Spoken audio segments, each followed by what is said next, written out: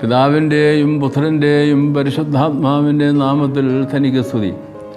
ഞായർ പള്ളിക്കൂടത്തിലെ എൻ്റെ കൊച്ചു കൂട്ടുകാർക്ക് ക്രിസ്തുവേശുവിൽ സ്നേഹവന്ദനം. പ്രിയപ്പെട്ട മക്കളെ, ഇന്ന് നമുക്ക് ജോസഫ് എന്ന ഒരു ദൈവ മനുഷ്യനെ സംബന്ധിച്ച് ദൈവം സമൃദ്ധമായി അനുഗ്രഹിച്ച ഒരു പഴയ നിയമ വ്യക്തിത്വത്തെക്കുറിച്ചാണ് നമുക്ക് പഠിക്കാനുള്ളത്. ജോസഫ് എന്ന വാക്കിൻ്റെ അർത്ഥം ഗോഡ് വിൽ ഇൻക്രീസ് എന്നാണ്. ജോസഫ് എന്നുള്ളത് ഇംഗ്ലീഷ് രൂപമാണ്. എന്നാൽ മൂലഭാഷയായ എബ്രായ ഭാഷയിൽ അത് ഉച്ചരിക്കുന്നത് യൗസേപ്പ് എന്നാണ്. അങ്ങനെയാണ് മലയാള വേദപുസ്തകത്തിൽ ജോസഫ് എന്നുള്ളതിന് മലയാള രൂപമായി പേര് കൊടുത്തിരിക്കുന്നത്. യൗസേപ്പ് എന്നാണ്. ജോസഫ് മലയാളത്തിലും എബ്രായ ഭാഷയിലും യൗസേപ്പ് എന്നാണ്. അതിൻ്റെ അർത്ഥം യഹോവ വർദ്ധിപ്പിക്കും, പ്രത്യേകമായ അനുഗ്രഹങ്ങൾ കൊണ്ട് നിറയ്ക്കും. അങ്ങനെ ജീവിതത്തെ അഭിവൃദ്ധിപ്പെടുത്തി സന്തോഷകരമായ അനുഗ്രഹകരമായ ഒരാളത്വമായി യൗസേപ്പ് രൂപാന്തരപ്പെടുന്നതായി നമുക്ക് കാണാൻ സാധിക്കും. യൗസേപ്പിൻ്റെ ജീവിതത്തിലെ ഒരു സംഭവം നമുക്ക് ഇന്ന് പ്രത്യേകമായ പഠനത്തിനായി സ്വീകരിക്കാം. ഉൽപ്പത്തി പുസ്തകം 39 അധ്യായത്തിലാണ് ഈ അനുഭവം രേഖപ്പെടുത്തിയിരിക്കുന്നത്. യൗസേപ്പ് യാക്കോബിൻ്റെ 12 പുത്രന്മാരിൽ 11ാമത്തെ ആളായിരുന്നു. ഗോത്രപിതാക്കന്മാരിൽ 11ാമത്തെ ആൾ എന്നും നമുക്ക് പറയാൻ സാധിക്കും. യാക്കോബിൻ്റെ മക്കളായ പിതാക്കന്മാർ. യൗസേപ്പിൻ്റെ ജീവിതം പ്രത്യേകിച്ച് ഞാൻ ആവർത്തിച്ച് പറയേണ്ടതില്ല, നമുക്കെല്ലാവർക്കും അറിയാം. എന്നാൽ 39ാമത്തെ അധ്യായത്തിൽ രേഖപ്പെടുത്തിയിരിക്കുന്ന യൗസേപ്പിൻ്റെ ജീവിതത്തിൽ സുപ്രധാനമായ ഒരു സംഭവം നമുക്ക് ഒരു ഗുണപാഠമായി സ്വീകരിക്കാൻ സാധിക്കുന്നതാണ്. ഈ യൗസേപ്പിനെ അവൻ്റെ പിതാവായ യാക്കോബ് വളരെ സ്നേഹിച്ചു. അതിൽ അസൂയമുണ്ട് സഹോദരന്മാർ അവനെ വിറ്റു. വാങ്ങിയത് ഒരു മിസ്രൈംകാരനായ പൊത്തിഫർ എന്ന് പറയുന്ന ഒരു വലിയ രാജ, മിസ്രൈമിലെ ഫറവോൻ്റെ രാജ കൊട്ടാരത്തിൽ പ്രവർത്തിയെടുക്കുന്ന ഒരു ഉദ്യോഗസ്ഥനായിരുന്നു പൊത്തിഫർ യൗസേപ്പിനെ വിലയ്ക്ക് വാങ്ങുകയായിരുന്നു. യൗസേപ്പ് പൊത്തിഫറിൻ്റെ വിശ്വസ്തനായ ജോലിക്കാരനായി. അവനെ വീട്ടിലെ കാര്യങ്ങളൊക്കെ നോക്കാനായി ഏൽപ്പിച്ചത്. അവിടെ 39ാം അധ്യായത്തിൽ ആവർത്തിച്ച് രേഖപ്പെടുത്തിയിരിക്കുന്ന ഒരു കാര്യം, യൗസേപ്പിനെ ദൈവം സ്നേഹിച്ചു, യൗസേപ്പിനെ ദൈവം അനുഗ്രഹിച്ചു.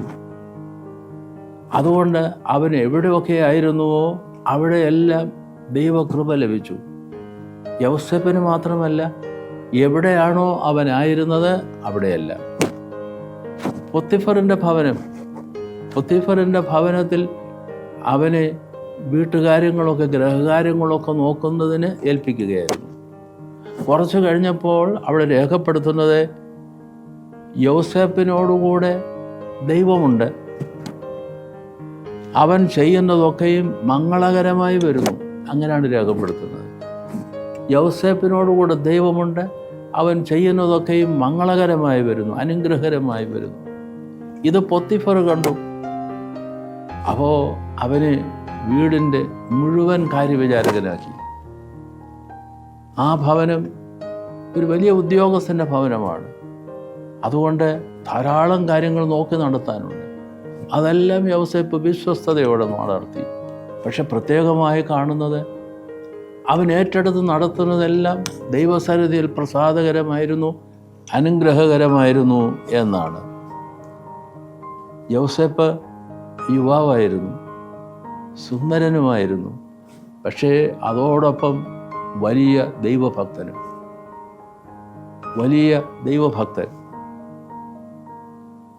യൗസേപ്പിൻ്റെ ജീവിതത്തിൽ ഒരു നിർണായകമായ സംഭവം, പൊത്തീഫറിൻ്റെ ഭവനത്തിൽ കാര്യവിചാരകനായി അവൻ പ്രവൃത്തിയെടുക്കവേ ഉണ്ടായി. ഞാൻ സൂചിപ്പിച്ചല്ലോ, അവൻ സുന്ദരനായിരുന്നു. പൊത്തീഫറിൻ്റെ സഹധർമ്മിണി ഭാര്യ സുന്ദരനായ യൗസേപ്പിനാൽ ആകൃഷ്ടയായി. അതുകൊണ്ട് അവൾ അവനെ പ്രലോഭിപ്പിച്ചു. അതൊരു വലിയ പരീക്ഷണമായിരുന്നു. പക്ഷേ അവൻ, ഞാൻ സൂചിപ്പിച്ചല്ലോ, ദൈവഭക്തനായിരുന്നു. അവൻ പൊത്തീഫറിൻ്റെ ഭാര്യയോട് പറഞ്ഞു, അയ്യോ, ദൈവം എന്നെ കാണുന്നു. ദൈവസന്നിധിയിൽ ഇത്ര വലിയ ദോഷം ചെയ്യുവാൻ, ഈ മഹാദോഷം ചെയ്യുവാൻ എനിക്കെങ്ങനെ കഴിയും എന്ന് പറഞ്ഞ് പൊത്തീഫറിൻ്റെ ഭാര്യയുടെ ആ വലയത്തിൽ നിന്ന്, ആ ഭവനത്തിൽ നിന്ന് തന്നെ അവൻ ഓടിപ്പോവുകയായിരുന്നു. ദൈവസന്നിധിയിൽ ഈ വലിയ മഹാദോഷം ചെയ്യുവാൻ എനിക്കെങ്ങനെ കഴിയും? ഒരിക്കലും ആവില്ല.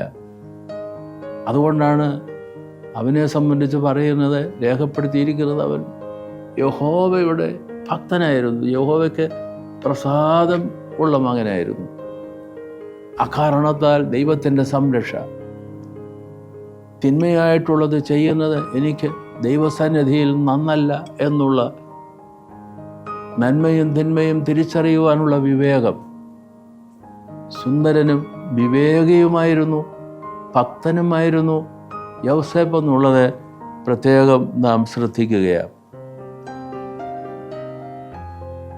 എന്നാൽ മറ്റൊരു വിധത്തിൽ അവൻ്റെ മേൽ കുറ്റം ചുമത്തി അവനെ ജയിലിൽ അടച്ചു.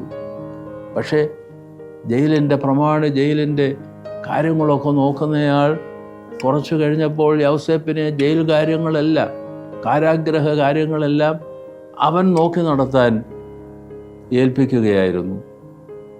പൊത്തീഫറിൻ്റെ ഭവനത്തിലായിരുന്നപ്പോൾ യഹോവ അവനോടുകൂടെ ഉണ്ടായിരുന്നു. അവനിലൂടെ ദൈവത്തിൻ്റെ അനുഗ്രഹം സമൃദ്ധിയായി ഒഴുകി. അതുപോലെ തന്നെ ജയിലിൽ അവൻ അടയ്ക്കപ്പെട്ടപ്പോഴും ജയിലിൻ്റെ കാര്യങ്ങളെല്ലാം നോക്കുന്ന കാര്യവിചാരകനായി അവിടെയും ദൈവം അവനെ അനുഗ്രഹിച്ചു. അവിടെയെല്ലാം ജയിൽ പ്രമാണിക്ക് അവനോട് വളരെയധികം ആദരവുണ്ടായി.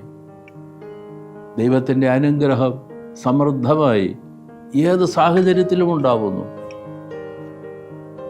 അതിൻ്റെ അടിസ്ഥാനപരമായ കാരണം പ്രലോഭനങ്ങളുടെ നടുവിൽ ദൈവത്തോടുള്ള ഭക്തിയും ദൈവത്തോടുള്ള ഭയവും കൊണ്ട് ജീവിതത്തെ തിന്മയിൽ നിന്ന് ഒഴിവാക്കിക്കൊണ്ട് ജീവിക്കുവാനുള്ള ആ വലിയ ശക്തി ദൈവത്തിൽ നിന്ന് ലഭിച്ച ഒരു യുവാവായിരുന്നു, സുന്ദരനായ യുവാവായിരുന്നു യൗസേപ്പ്. യൗസേപ്പ് നമുക്കൊരു പാഠമായിരിക്കണം, മാതൃകയായിരിക്കണം. ദൈവസന്നിധിയിൽ ഈ ദോഷം ചെയ്യുവാൻ എന്നെ കൊണ്ടാവില്ല. തിന്മകളുടെ പ്രേരണ വരുമ്പോൾ, ആകർഷണമുണ്ടാവുമ്പോൾ, പരീക്ഷയുണ്ടാവുമ്പോൾ തീർച്ചയായും ആ ഒരു ദൈവ സാമീപ്യം, ദൈവം കൂടെയുണ്ടെന്നുള്ള, ദൈവം കാണുന്നുവെന്നുള്ള ഒരു വിവേകം, ഒരു തിരിച്ചറിവ് നിലനിർത്തിയതുകൊണ്ട് യൗസേപ്പ് അനുഗ്രഹീതനായി തീർന്നു എന്ന് നമുക്ക് തുടർന്നും കാണാനായിട്ട് സാധിക്കും. നമുക്കും യൗസേപ്പിനെ മാതൃകയാക്കാം. കുഞ്ഞുങ്ങളെ, ദൈവം നിങ്ങളെ ഏവരെയും അനുഗ്രഹിക്കും.